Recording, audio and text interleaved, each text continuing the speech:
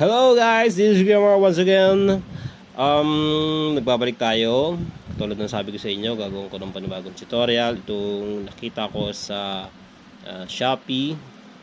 Meron din yata to sa TikTok. At ilalagay ko dyan yung link sa ating video o kaya dyan sa comment section. So, please subscribe and like this video.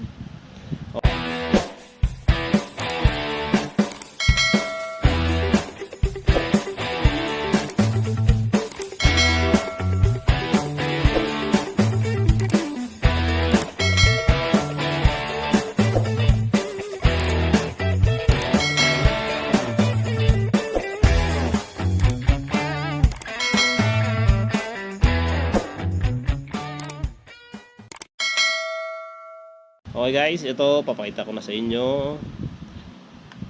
Nakalatag na. So ito yung cam, wifi cam natin. At tapos ito yung battery. Tapos ito naman yung freebies or yung package na kasama nitong charger na to. So medyo nahirapan ako maghanap ng ganitong klaseng charger dahil hindi ko alam kung anong tawag sa kanya. Pero ayun, para hindi kayo mahirapan, i-share ko yung link. Napakamura kasi nito, nagulat ako kasi itong ganitong charger, umaabot siya ng sa 300 plus or 400. Hindi ko lang alam kung bakit ito napakamura, pero same, hindi ko alam kung same or ano. Pero maganda yung quality nito. Kasi yung iba mahal pero hindi naman quality. Pero ito quality, mura na, may kasama pang dalawang 2U battery. So, ayan, 3.7 1380 mAh 5.106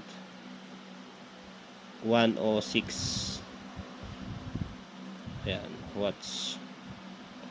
Made in China siya pero tumatagal din siya, no? Siguro pag ginagamit ko yung cam 3 to 4 hours, sorry, mga 2 to 3 hours. Yan, ganyan. Kasi nakakatatlong palit ako sa buong araw. So kung 8 hours siya, hati-hatiin nyo na lang. So, ito nga, napaka-helpful sa atin itong charger na to. Dati kasi, charge ko lang. Bali, dalawa kasi yung wifi cam ko. Pero yung isa, malabo yung cam. So, ginagamit ko lang siya pang charge.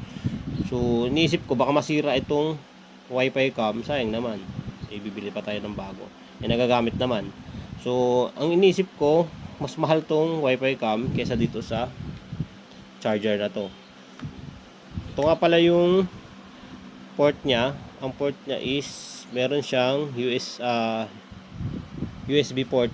Hindi siya hindi siya type C USB port, pero meron din siyang yung old model na ewan ko ang tawag dito sa port nito.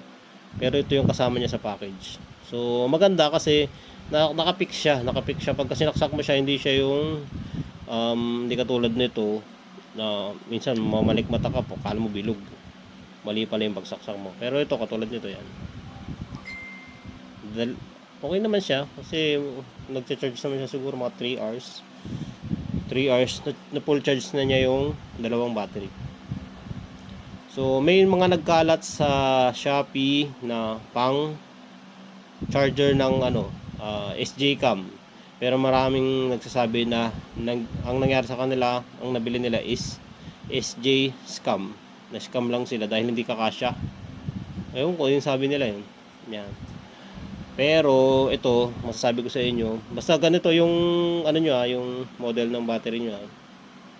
Pwede dito sa charger na to. So ipopost ko yung link sa comment section. Tapos magbigay na rin kayo ng feedback para alam natin. So ayun guys, maraming salamat.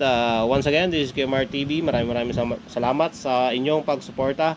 At huwag niyo kakalimutan mag-like, subscribe, at comment na rin kayo diyan sa para malaman natin kung ano yung feedback niyo dito sa ating video, pati dito sa ating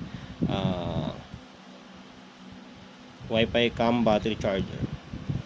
So, yun lang guys. Maraming salamat. At peace out.